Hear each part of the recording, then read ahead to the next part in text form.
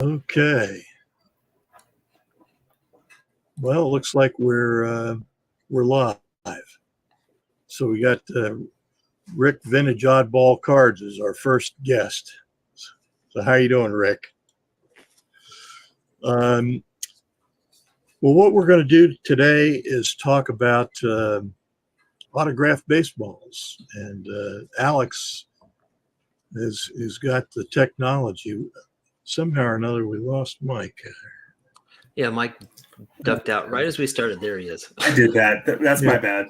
Okay. All right. So Alex has got two cameras, and one of them he has framed up a box of baseballs there. It looks like maybe 20. Is that 24? 24. Yeah. And that's really just because if I tried to hold up the baseballs to my camera, you're not going to be able to see the autographs. So this will just make it easier for everybody to see stuff. But thanks for having me, Rick.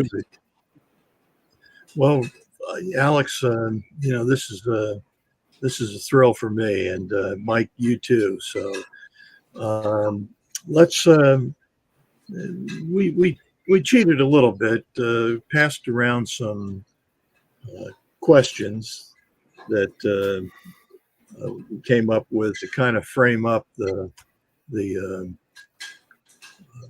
show.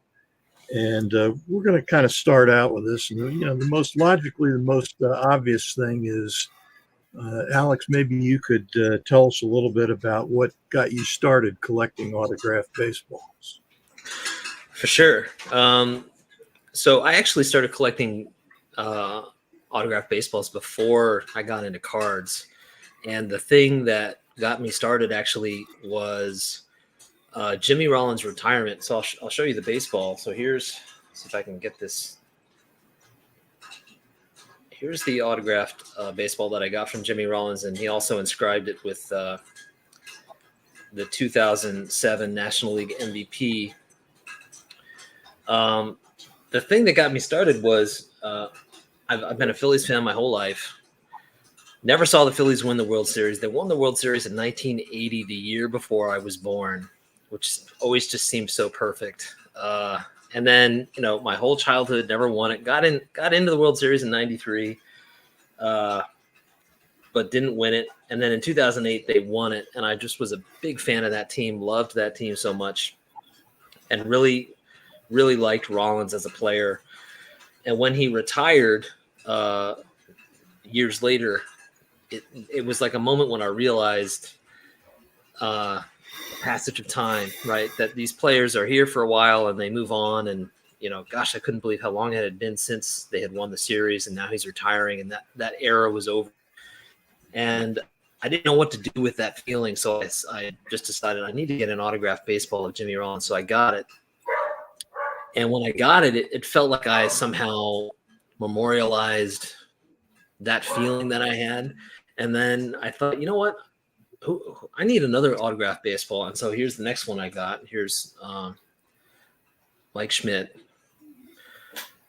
And, Schmidt was a player that I really respected and admired growing up. And I definitely remember going to Veterans Stadium as a kid and seeing Mike Schmidt play.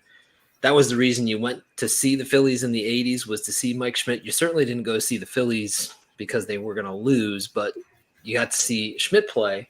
So I got that baseball, and that just got me started. After that, you couldn't stop me from looking at autographed baseballs.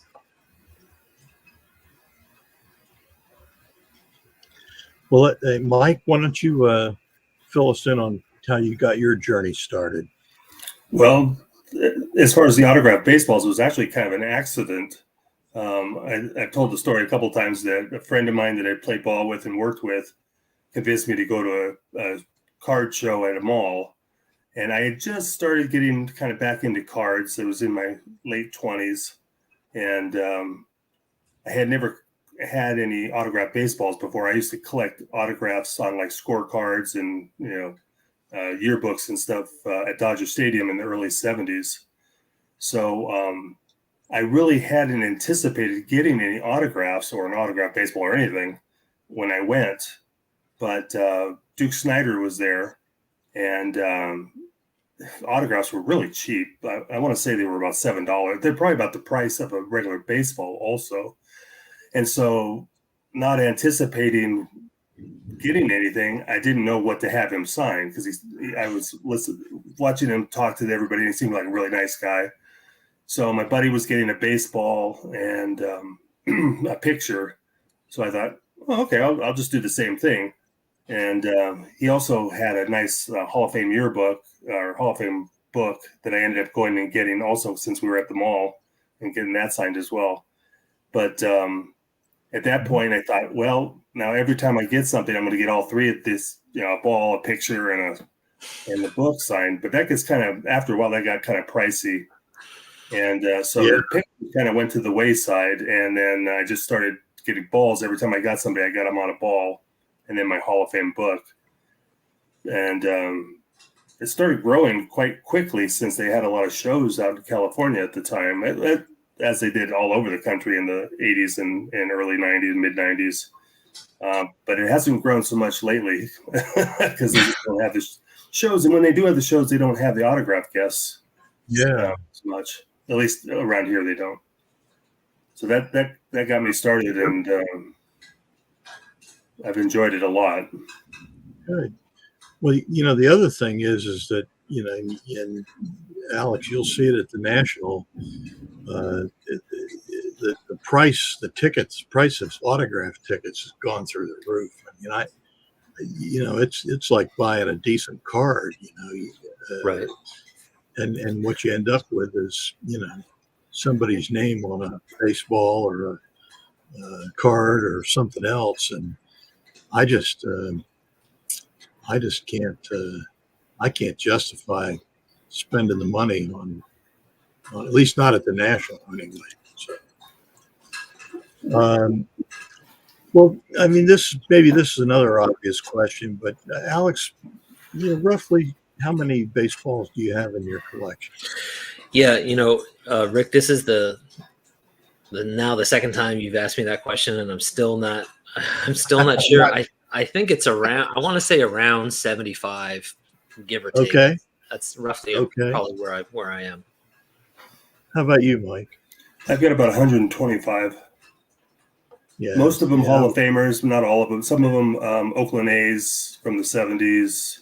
The 55 Dodgers, I've been collecting those also. But that also encompasses some Hall of Famers. So, absolutely. Some pretty big ones. Yeah. Well, I was right. I have about maybe 40 baseballs. So, not nearly in your guys' class. Well, this is one of my favorite questions. I'm dying to know the answer to, and that's Mike. What's your favorite baseball in your collection? Well, and I hate to go with this standard one because I've shown it before, and I really wanted to show some different stuff today, but I would be remiss if I didn't say Mickey Mantle. Okay, yeah, because that was just the greatest experience that I've had getting a signed baseball in person. Okay, was he having a good day? Well, he was hungover, but he was having a good day, and he was smiling. He talked to me, and he shook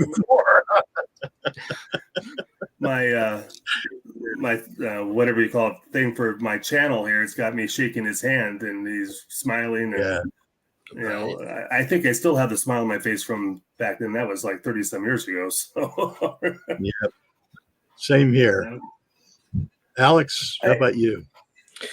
Yeah, boy, it's tough. It's tough to pick, but I'll go with Joe DiMaggio here. Okay, nice. That's one of the first, let's say, big boy baseballs I got, and I think it's really beautiful, and it's also a baseball from earlier. I'm not exactly sure, like maybe the 1960s or so, early 70s is when this would have been signed. Okay. Now the thing about it though that I think is kind of awesome, Mike and Rick, because you both met Mantle. I didn't meet Joe DiMaggio, so like holding this baseball and like knowing that DiMaggio signed it is cool. But Yeah. The fact that you guys met Mickey Mantle and like have that interaction, I think is pretty priceless. I've got a pretty Oh, interesting it's, story about DiMaggio, if you have a minute. Sure. I already had a DiMaggio signed baseball when he came to town, which was a rarity that he came out here to sign. And so I was thinking about getting another ball maybe, and maybe a photo or whatever. I ended up getting the photo and the book because he was absolutely not signing baseballs. No way, no how, no amount of money, nothing. So as everyone is standing in line and grumbling about this because a lot of people needed baseballs for their collections, so we all went through. So afterwards, we went up and there was a bunch of chairs at this place. So we were all sitting, and Mr. DiMaggio took a break. So he's and the line is still there. You know, it's like the line is in the background and he's coming right, in front of the line. And here comes, obviously, some dad had put her up to it. His little daughter, who looked like a 4-year-old version of Marilyn Monroe, with blonde hair and stuff. And she just goes up, Mr. DiMaggio, and has the ball. And he just takes the ball, signs his name for nothing. Wow. Yeah. So that was interesting. That was pretty. Yeah. Well, I never met Joe DiMaggio, but I got my Joe DiMaggio ball from I think it was an Upper Deck session. So. Oh, okay. But yeah, meeting Mickey Mantle, that was the highlight of my. I don't want to say my life, but it'd be probably in the top 10 after meeting my wife and my 3 children. I think Maybe it was the Ken Burns. 5. I think it was the Ken Burns documentary where they were showing some stills and stuff, and they show a picture of Mantle signing, and this little kid is like standing there and he's like beaming, and this is like in the 50s, I guess. And that's how I felt. I know I had to be looking like that. I mean, when you're over 20 or whatever your age is, and you still feel like you're 10 years old with this man, that's the kind of presence he had. And the only other description of a situation like that anyone has told me about was somebody meeting Elvis, where he just lit up the room, and you just were like, ah.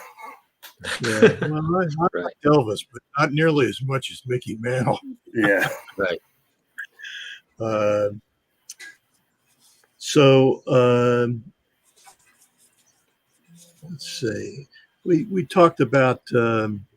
This will give you a chance, Mike, to show off some of your other baseballs. But what are your some of the other favorites that you have in your collection? The ones that you'd like to show us? Yeah, I got 2 here that I consider they're kind of linked, and the reason why they're linked was after I got the Duke Snider baseball, my first signed baseball, I went to a show and was able to get Stargell and Carew, who were both signing. After that, there was a couple months of dry spell, and so I happened to be subscribed to the SCD, Sports Collectors Digest, which used to be about like this thick instead of like the little thing it is now. And they had it was also like newspaper size. Yeah, it would take you 3 days just to go through every page, but they would have like private signings left and right. And they had private signings of Carl Hubble and Bill Terry. And they were like $20 per ball, which was about, I'd say, and that was with, I think, shipping. So that was about average price. And, but as I was I thought I'd order one since I wasn't too familiar with the dealer. But as I did, or I was calling him, Carl Hubble passed away. So, of course, the price doubled, which, $40 doesn't sound like a lot. But back then, that was pretty, Mantle was charging, I think, 12 or 15 at the time. So, but I did get the Carl Hubble. Oh, great. Wow. And then, so I got it back, in a few weeks, and it was perfect and everything. And so I said, I'll go ahead and get the Bill Terry. Well, Bill Terry died. Mm. So they Wow. died within about a month and a half of each other. So, of course, that one doubled as well. So let me, there you go. Yeah, Nice. Yeah. That's really special. Yeah. But I like these kind of balls, especially at the time, because these are guys that never really came out to the West Coast to do any signings and stuff. So you really had to find private signings on the East You know, Coast. you say back in the 50s, nobody came out to the West Coast. No, You know, but, the Dodgers did. Oh, that's terrible. yeah, but not until 1958. But it was the 50s. Technically, that's right. Well, Alex, how about you? I know you got a ton sitting there. Just Yeah. you have any favorites? Sure. So, I mean, maybe what I'll do is I'll give you a sense of the kinds of stuff I collect. So, part of my autograph baseball collection is focused on pitchers. So, here's this is a Randy Johnson, and this is actually a game used baseball. This was win number 248 for Randy Johnson. Okay. Nice. And then let's see, what else do I got? I do have some multiplayer assigned baseball. So we were just talking about New York. So here's the 1954 World Champs, the New York Giants. Is this in the frame? There you go. Yeah, there you go. So let me see if I can find some names here to point out. And notice everybody, Alex is wearing gloves. Absolutely, right. I feel like a barbarian. Trying to find Willie. He's on here somewhere. Sal Magley. Anyway, It'd be interesting to see if Willie. I know Willie's signature's changed over the years. But, oh, definitely. A lot. And then let's see. I've got a bunch of just like Hall of Famers that I appreciate from different eras. So let's see. Rick, you mentioned Willie Stargell. I have Stargell here somewhere. Let's see if I can find it. Oh, here we go. This one's kind of cool because this is a World Series. Oh yeah, baseball signed by the Stars. Willie Stargell there. That's the '79 World Series. Yeah. You see 76 on there, but it says that it's the 76th World That's Series. Right. Yeah. Not in right. 76. And then here's Ted Williams. All right. And this one's kind of fun because the ball is actually Oh wow. a Ted Williams speedball. Yeah. So there you go. Did you get that at Sears and Roebuck? Somebody did at some point. Yeah. Well, I have a Ted Williams model bat from Sears and Roebuck. Okay. Everything used to be Ted Williams in that catalog. That's right. All the sporting goods, fishing poles and reels and everything. Well, you mentioned, Mike, conservation. So can you tell me a little bit about what you do to preserve the quality of the signatures on the baseball? Yeah, and there's a couple different ways. I guess it depends on if you're going to display them or if you're going to store them. I'll go with the displaying because that's what I do. Basically, well, I wrote down a couple notes because I knew I'd just forget all over the place. No matter what you're going to display them in, you want to make sure you have UV protection, first of all. And that's not an end-all be-all by any means. That's going to slow down the aging process, basically, of any light. Second thing is no direct light at all. And if you can, no light, no sunlight whatsoever. If you can have, like all my balls except one, which is up here in the ball case, in a bat case, they are all in my number one room, and I have plantation shutters. And if I'm not in there with the light on, and the lights are LED lights, it is dark in there, and they're behind UV anyway. So that's like a must.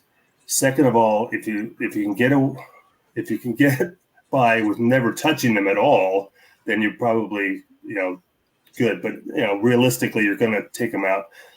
I hadn't touched some of mine for so many years I can't even remember until I started doing YouTube videos, and now all of a sudden I'm pulling them out. So if you have to, use gloves. I mean, I know I've talked to some people. They were like, I've had these balls since I was a kid. And I've been handling them and stuff, and I'm not gonna argue, because if that's what it's your ball. But why take a chance? Right. The oils on your hands are gonna. I'm sorry. Go ahead. Let me just interject. I was just going to tell you that I'm on my second Bob Turley autographed baseball for that very reason. Oh wow. Well, the oils from your fingers aren't going to show up right away, and eventually they will, and you're going to. I mean, chances are, if it's not right on the autograph, your autograph's still going to be nice, but it doesn't. If you have a bunch of nice snow white balls and then you have a couple with finger marks all over them and stuff, it's not going to look as good. Also, some of the people that would mention that kind of thing was they had signatures on balls that were actually game used. So they're already roughed up and probably toned a little bit. So they don't get as noticed as much. And those, I mean, I won't say go ahead, feel free to handle them, but you probably don't see the effects quite as much. And it's always good to try to keep them in some kind of climate control. You don't want your temperatures too high or too low. And if you can keep them in the dark, keep them in good temperature. No light and stuff until you want to see them. And this is all after you've got the ball and everything. So that's what I would recommend personally. I don't know if the baseballs are like books, but the humidity can be an issue. Definitely. I would imagine it's the same way. But Alex, you've got your balls in a nice box there, and tell us about that box. Yeah, when first Mike mentioned like all the like sort of main points that I would make about preserving your collection. When I first started collecting, I did a lot of research. I went on Net54. I read a bunch of articles. I talked to a bunch of folks. And I initially had those plastic cubes, which are pretty common, and they're fine. Like there's nothing wrong with those at all. But after a while, because I started getting more than just a handful, I wanted to have more of a streamlined way of organizing the baseballs. So I found this company. It's like a supplier of museum museum elements and stuff that they use for organizing collections and stuff. And I'll be happy to share it with you, Rick, and you can put it in the description or something for the video. But Sure. Basically, among all the stuff that they've got, they sell these boxes, and these boxes are designed for preserving baseballs. And they've got a UV protected top. But the one thing that's kind of important about baseballs is because they're leather, the leather needs to breathe. And if you completely seal off air, that actually adds to the degradation of the baseball over time. So they like these kinds of boxes allow for the baseball, like the leather to breathe. And so I mostly, like Mike said, I keep them out of the light. These are mostly in storage. I don't usually have them out to look at. I do have a display behind me. And so what I do is I just rotate out a handful of baseballs to put on display for a while. That's also UV protected. And I don't have any sunlight coming in this room, so all that helps keep the fading signatures at bay. But I will say that it's impossible to completely eliminate fading. It's going to happen. It's more about like, can you slow it down and prolong the signature? So that's what we're all trying to do. And and like wearing the glove, like Mike said, it's like some of these baseballs they're valuable, and not just valuable because of the price tag. They're also valuable because it's like, hey, this guy's no longer living, and this is a signature that holds some sentimental value too. And I don't want to rub it off the baseball. So it's worth being careful. Well, I have a four baseball, display with a cover and everything on it. And I started out, I got it because I had Mickey Mantle, Ted Williams, and Joe DiMaggio. And the fourth ball was originally Frank Robinson, but I took Frank out and put him in his own special display thing. And when I got my Derek Jeter baseball, so those are the four that I have. And then I've got the what I call the core five. It was the core four plus Bernie Williams, who by the way, as an aside, I think should be in the Hall of Fame. So that's kind of an organizing principle for me. Is I've got a lot of Yankee baseballs, I got some Phillies baseballs, and then the odd one here and there. So that's me. Well, yeah, I think we talked about the archival boxes. I'm just curious. Years ago, I mean, many years ago, before my time, a long time ago, I think they put shellac on shellac. baseball. Yeah. No good.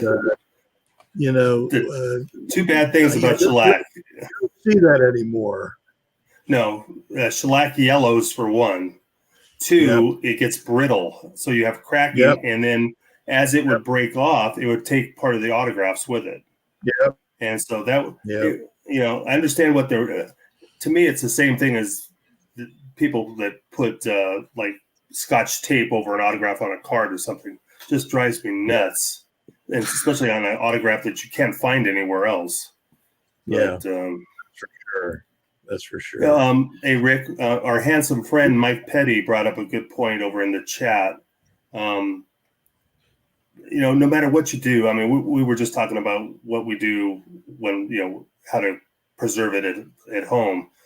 But, it really starts from the very beginning when you buy the baseball to get, if you're getting a ball personally assigned, you buy the baseball. Yeah. If the ball was opened when you got it, maybe someone's been handling it. When you get when you take it to get it autographed, it goes to the handler first. So they take the ball out. Right. They're holding it. You don't know what's been on their hands. They hand it to the athlete.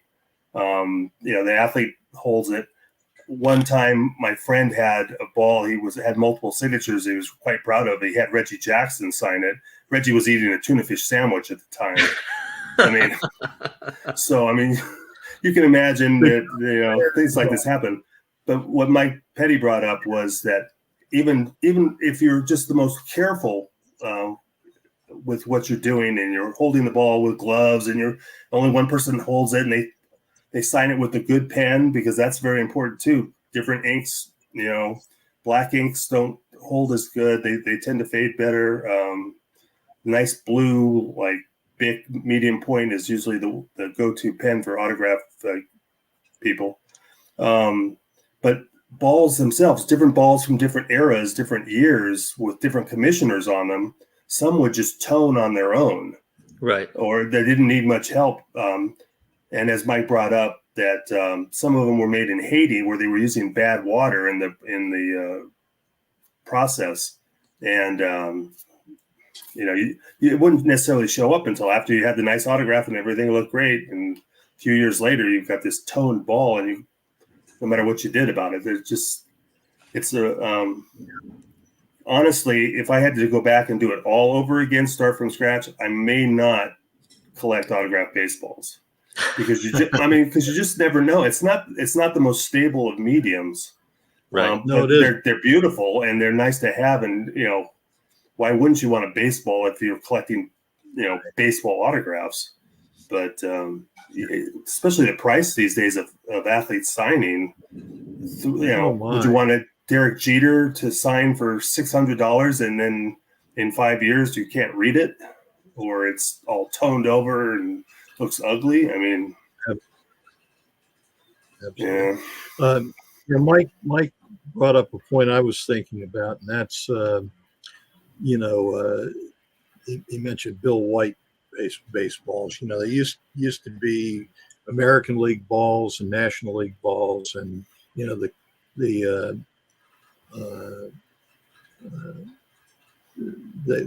would be the league presidents, and then they went to the commissioners baseballs. Do you try to collect autographs that are period correct, or is that of any interest to you? For me, if I can, I would prefer to get a ball with a commissioner or a league president of a player that played during that era. But it's not the end all be all, because those balls are drying up. You could go on eBay. Yeah. So some people are selling balls, brand new ones on eBay because they bought a treasure trove of them, but they're not that far back. Maybe 20, right. 25 years ago. And if those balls are known to be good, they accept ink real well, and the autograph stays good, I'll try to get those. Other than that, I'll just get a new ball. I got I bought it specifically with this in mind, although I've never done it. I bought a Bart Giamatti ball, and I was thinking about trying to get Pete Rose to sign it. But I haven't done that yet. So. He'll sign anything. Yeah, I think so. Like I said, could you put? I'm sorry, I put baseball on it. I always had good luck with Giamatti balls. They've stayed pretty nice. Do you have a brand of? I know a lot of people mention using the baseball cubes, and that's more or less what I use. Is there any certain brand that you think is better than others, or does it matter? I think there's a lot of good ones out there. I personally use Ultra Pro. They seem to do real well UV wise. They're not the most expensive. They're easy to open and close. And honestly, I don't use a lot of cubes anyway.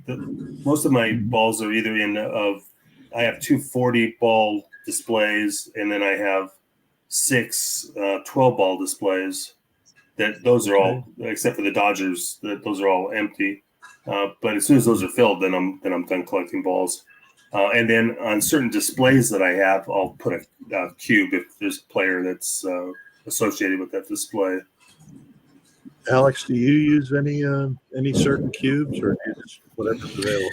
No, I mean, like I said before, I started with cubes, and I think I used Ultra Pro as well. But at a certain point, the cubes to me just seem to be taking up more space than I wanted, and the boxes just made more sense for me.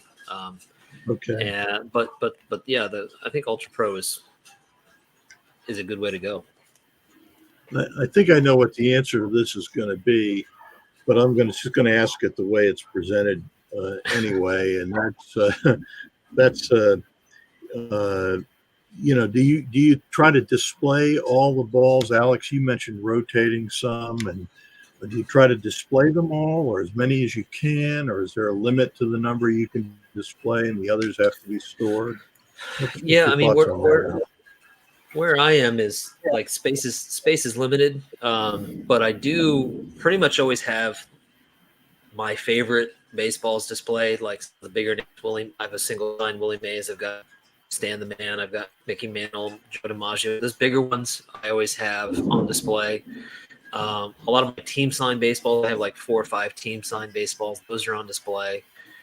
And then I have like I said, the display here. Right now, this display has a bunch of Phillies players in it from back in the 50s all the way up to today. I've got Bryce Harper in there. So I'll rotate that out. But everything else is in boxes and not able to be on display. Mm-hmm.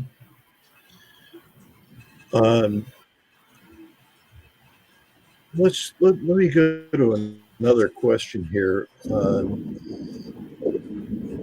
think both of you mentioned having some display, and I think Mike, you mentioned that you have. I forget what the number was. You've got a couple of cases that display a fixed number of baseballs, and then you've got, I think you said 7 12 ball displays. Is that how you display most of your baseballs? Yeah, in my memorabilia room, I opened up. We had a closet area, and I took the doors off. So we have it's like an alcove where I put some bookcases and stuff that I could have some shelves. And then on the sides, I've got a 40 ball case and another 40 ball case, and then in the back I've got signed pictures. And then I've got. I just pulled this so you can see it, but it's like this is a smaller case. This holds 12. And I've got 2 of these on my Dodger wall for the 55 Dodgers, which I hope to fill up. It's getting there. And then I've got 4 other ones that are empty. And in that alcove on the shelves, I kind of have an enclosed case in between the 2 smaller bookcases. So I was able to fit 2 of those in there and then 2 on the side. So it kind of looks like it was designed to do that. So as soon as I fill those up, then it's going to look. I'm hoping it's going to look nice. But and then I'll have everything displayed pretty much. Alex, you talked a little bit about this, and we've seen what you've done here for this show, and showing the balls in the box that are in the box. And you mentioned that you have some display cases. Are they specifically designed for baseballs, or are they you have other things in there as well? Well, yeah. So this one here behind my head here, that's specifically for baseballs, and it's UV protected. I've got a couple smaller ones you might be able to see, like this one right here. And by the way, there's a thunderstorm going on right now, so if I suddenly disappear, that's why. But yeah. Sounds like it's right there in the room with you. Yeah. I'd like some of that rain, please. I'll ship it right over to you. So yeah, I've got a couple really small glass cases up here for just a handful of baseballs can fit in there. And then I've got this glass case right behind me. That's mostly baseball cards though. I don't have any baseballs in there. Okay. Yeah. Okay. Well, here's the $64,000 question, I think, and that is, are you still adding baseballs to your collection? Mike, you want to take a shot at that one? Yeah, actually, I had not added anything for a few years, and then at the Burbank show this past February, I picked up 3 balls. Nothing out of the ordinary. I got a Andre Dawson, Tony Perez, and Steve Carlton. 3 I just didn't happen to have, and it kind of sparked an interest in getting more. It just comes to when you have a choice of getting a ball of a player that you need, but it's pretty common, and you could buy a card that's not as common, signed or unsigned. You kind of gravitate probably towards the card. But it's just a problem with having a hobby when you have so many different areas of it, picking where to spend your money. Yep, absolutely. All right. So if I said to you guys, you've collected all the baseballs you're going to collect except for one. Whose name would be on that ball for you, Alex? Yeah, so I mean, obviously, I'd love a Babe Ruth or a Lou Gehrig, or maybe a Roy Hobbs with all this thunder. But honestly, like an achievable one that I've been thinking about a lot is I would like a Koufax, and I would like to try to find like a playing days Koufax. Koufax has signed a lot, but I'd like to get, yes, that's a beautiful signature there, Mike. I'm drawn to Koufax. I think he's like, not only is he an amazing player, he's like a fascinating part of history in the game, and that's a signature that I really do want to track down, and I would like to try to find a playing days one if I could, or at least in the ballpark of that era when he was pitching. Boy, if I knew when I got that signed ball, if I knew then what I know now, I would have got 20 or 30 of them. Right. What he charges for signing these days is way up there. Right.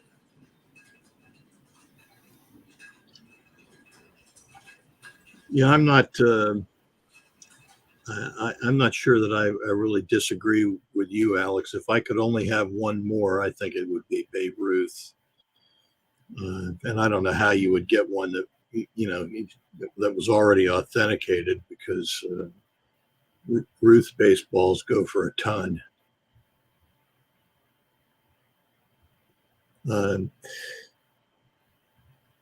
Well, that's all the prepared questions I have. You guys want to show some baseballs that you got out that you wanted to draw our attention to? Yeah, I got this one out, and I just, for no other reason than to mock some of the current athletes. This is Red Schoendienst. And as you can tell, you can see every letter, and you got to imagine that he probably signed a couple hundred balls this day, and at least at the show that I saw him at. And now the modern athlete would go, and it would probably be R for red and a dash, and maybe S and no C, and an H and a dash. But the older ball players, they took pride in their autographs for the most part, and they like their fans as well.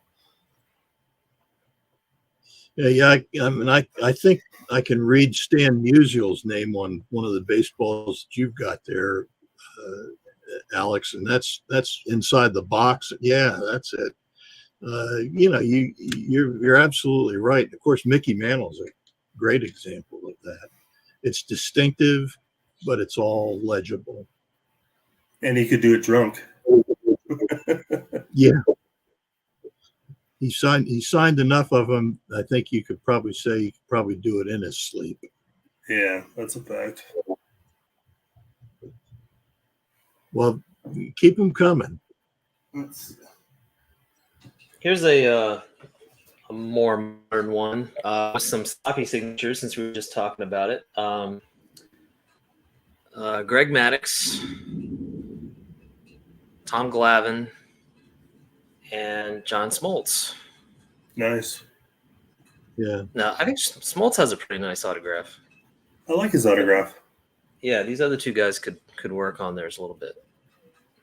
I've seen Maddux on hundreds of different items. I don't own one, but after seeing him so many times, if you were to show him to me tomorrow, I probably could not guess that's his signature. Hey, Mike Petty, thanks for confirming that my Mickey Mantle is real. That's good to hear. Yeah. I'm not showing you mine, Mike. Yeah, on second thought, I'm not going to show any more baseballs. Just in Well, I know my Mantle was real because I got it in person. You watched him sign it. Yeah. Now this is just I've got a couple of pictures and a card that I got in person, but the ball I got from Upper Deck. Usually the Upper Deck ones are pretty good. This is just a Brooks Robinson, but it's the only ball that I have that is personalized to me. Okay. I never like to do that in case I ever had to sell the balls, which I never would. But he was such a nice man, and I had such a good time talking to him. When he asked if I wanted it personalized, I said, "Yeah, heck yeah." I mean, he was that nice. That's He was great. just a joy to talk to. He was a great signer. Oh, he was. Yeah. And, Dan says best signature ever is Charlie Gehringer. That's a really good one. That's for sure. oh, I should have pulled one of those. I'll tell you another one that I enjoyed getting too. I didn't get it personalized though. Was Gary Carter. Oh, nice. And Okay. I'm sorry, Mets fans, but I was never a Gary Carter fan at all. And when I went to get his autograph, I got there late enough that there was only maybe 1-2 people in front of me. And he was talking to the guy, and they were talking about that Game 6. And when I got up there, I just mentioned something about that, and we just started talking. There was no one behind me in line, and we talked for like 15 minutes. And he's just a heck of a nice guy. Yeah.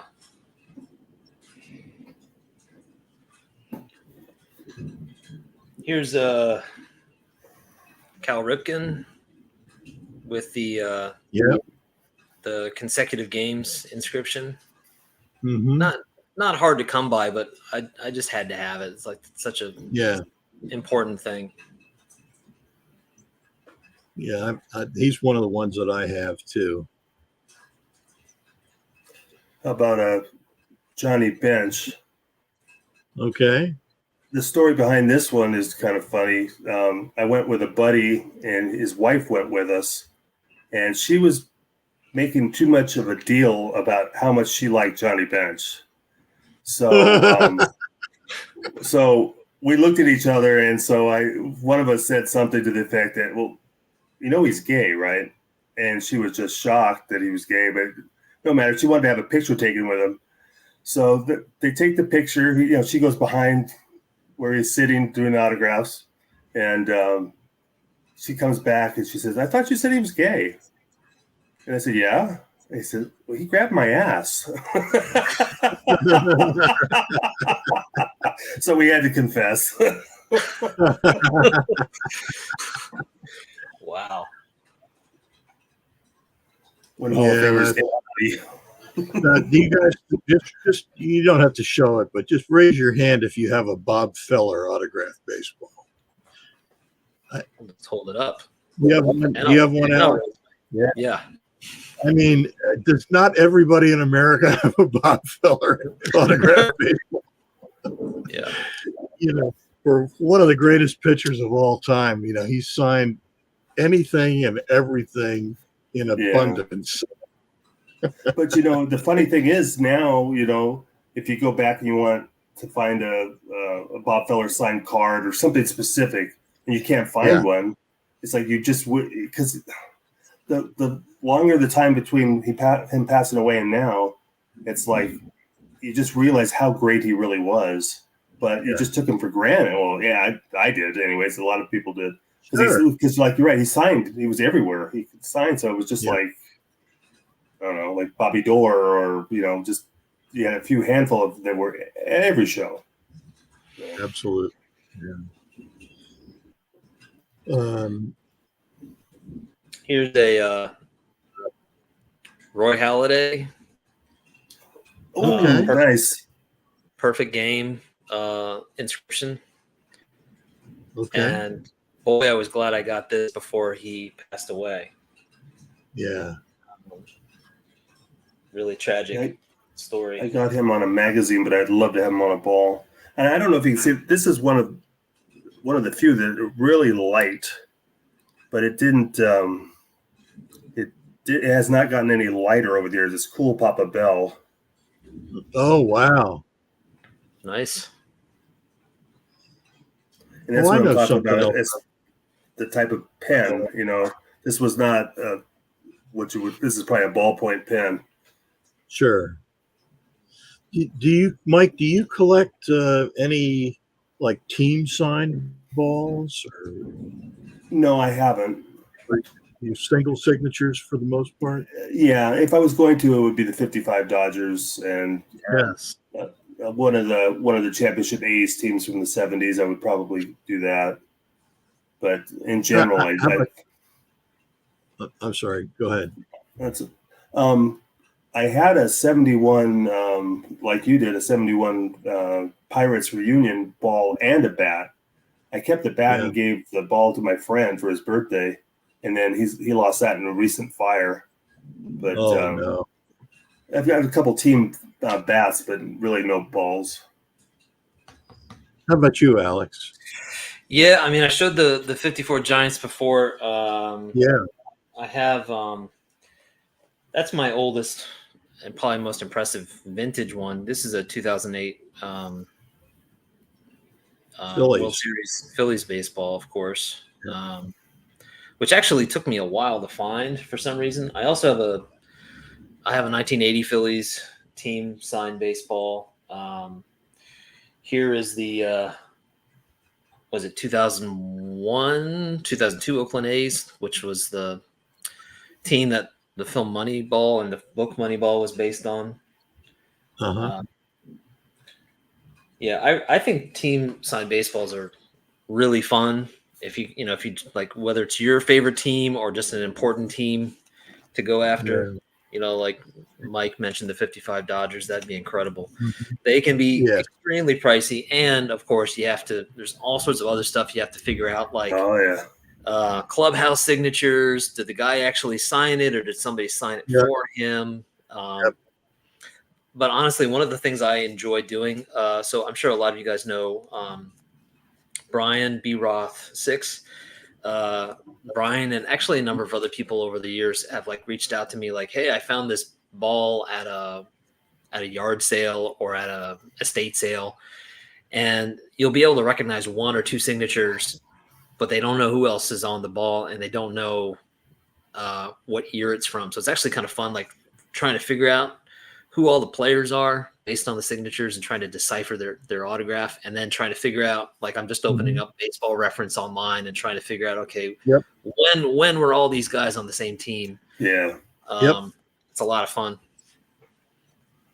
Yeah, I have two. One is the 71 team that you mentioned, and the other one is the 1960 reunion team, also without Roberto Clemente. But I think I'd like to get the 79 team just to round out the trio.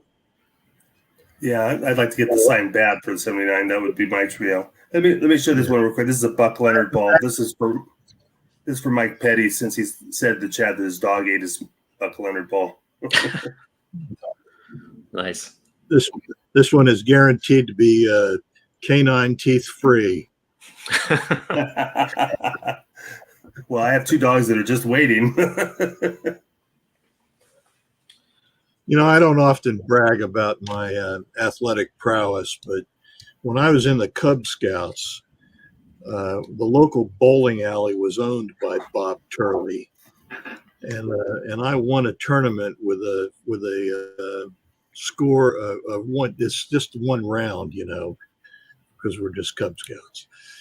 And I bowled a 64, and so I won the prize, which was an autographed baseball of Bob Turley. But baseballs were hard to come by back in those days, and if you had a baseball, you couldn't resist playing with it. So first start out with just a catch, and then it gets a couple of grass stains on it. And next thing you know, the cover's coming off because you've been banging it around on concrete and everything else. So that's what I meant when I said I'm on my second Bob Turley autographed baseball. Here's an Earl Weaver, just because Earl Weaver is such a fun character, and this is it says on the bottom here, Memorial Stadium game used ball. And he put his Hall of Fame year on there. So this is who is this? Oh, yeah, this is an American League. Okay, yeah, American League Baseball.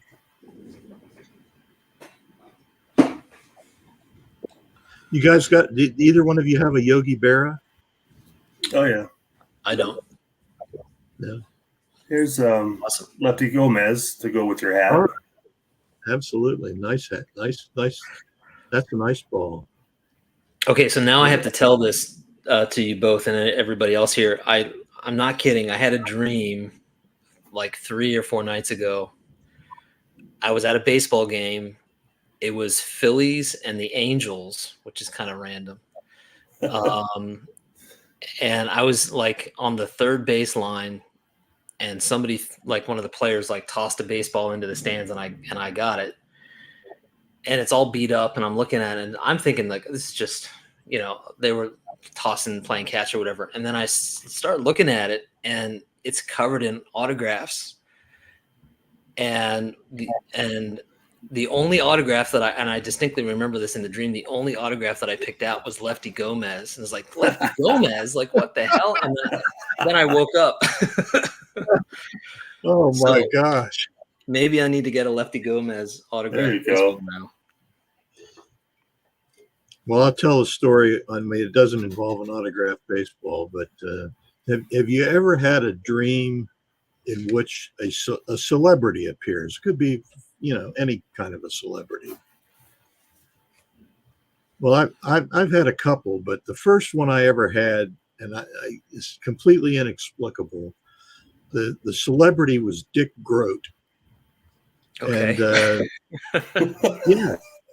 Well, that's not the weird part. The weird part is Mr. Groat was the vice president of the United States. Wow. Now, Did President Mazeroski show up? I was being a seriously disturbed person, but I can't figure out what in the hell that means. I know.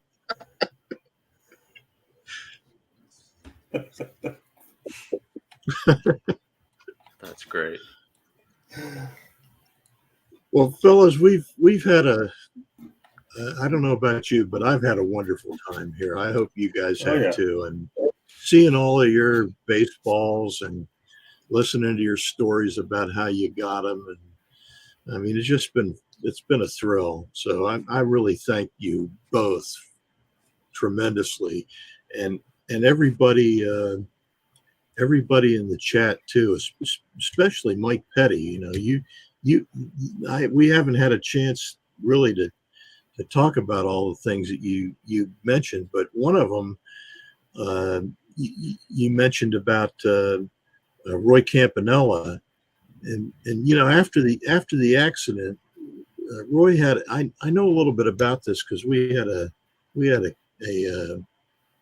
defended a case in our law firm, and in which the fellow had the same injury that Roy Campanella had. It was a burst fracture of the 7th cervical vertebrae. And that leaves you paralyzed, where you have no feeling, from basically from the nipples down, and your hand, you have feeling and control over these two, the thumb and the first finger. Right. You have some control over the second finger, but not much feeling. And the other two, you don't have any control or feeling. So in order for him to sign an autograph, he had to wear an appliance that where basically he could manipulate the pen in this appliance, so that with just his thumb and forefinger and a little bit with this middle finger. Yeah. I can't imagine. I mean, that would be very difficult to sign a flat piece of paper. I don't know how in the world he would sign it. I mean, how does he? He's got the same thing with his left hand. I mean, the same control and feeling. How does he hold the ball? No, he didn't hold that. No, what he did was they took the balls and they unstitched them, so he'd have a flat panel. and then he'd sign that just like he would like a picture, and then they'd go and stitch it back up. And sometimes I've even seen just they didn't even stitch them up; they just have the panel. But yeah, I think they wanted when I got my and you're right, and I think that what you would call an appliance that helped him. I think it changed over the years. I can't remember. I think I got him in '89 in person, and it was like almost like a leather strap, and he had his arm like resting on his wheelchair, and then the strap made it so that he didn't shake, because he did shake a bit too. And you're right, he just was able to use those like 2 fingers and maybe one other finger, and he would sign. So that when he got Roy, it actually looked real good because he didn't have to move very much. But to get to Campanella, he usually had to connect it from Roy, and then of course Campanella is a fairly long last name. He get to CAMP, and then he was starting to stretch, and then it was starting to look a little sloppy. But it was a consistent sloppy. So and unless it was like number 200 he was doing, where he was getting tired, which it's understandable. But he was pretty consistent that way. Incredible courage to even, do that. Right. I have all kinds of admiration for him. He's just really a great person. Mike says they stitched him wrong too. Yeah, I can imagine. I don't know. That's you have to be an 8-year-old in Haiti to be able to stitch them right. Mike, he did that from 1957 on. He was that injury. There's no coming back from it. Right. I mean, maybe there will be someday, but there's no coming back from it yet, and it leaves everybody that has it has the same issues. Yeah. There's a lot of autographs during that period that people think they got. They sent in to them. They wrote them a letter or whatever, but they're all stamped. Yeah. And you could, besides the fact you could tell it's a stamp, it's the fact that it looks just like his pre-accident autograph, which was beautiful, by the way. Very tight and almost like a Johnny Bench tight, real smooth. Yeah. Well, Yogi, I mentioned Yogi earlier. Yogi has his signature is really small. Of course it's only 9 letters, so but it's even small without regard to the number of letters in it.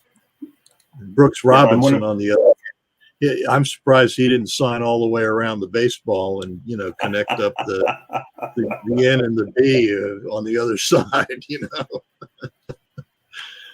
I got several cards and photographs signed, and I can't imagine he having a baseball. He'd have trouble, keeping it all visible when you display it. Yeah, Yogi was real good though. He would sign bigger if he was signing something that was already signed by someone else. Like I've got Mickey Mantle, Yogi Berra magazine, and Mickey had already signed it, and it was pretty good size. So Yogi signed it in front of me, and he signed it pretty big enough to kind of match, so it wasn't like obviously real small. Okay, that was nice of him. But for the most part, if it was a ball or something like that, his signature's pretty minuscule. Yeah. Well, fellas, I think we probably have not exhausted this topic, but at least we've had a good hour plus. So thank you again. This was a great throw for me. So I really appreciate you. Thank you, Rick. Thanks, Rick. It's always fun to talk about baseballs because there's so much to talk about. I'll say that's for sure. All right. Well, I hate long goodbyes, so I'm going to give you the Rick vintage oddball cards and just say, we'll say thanks and see you. See you guys. Bye, guys.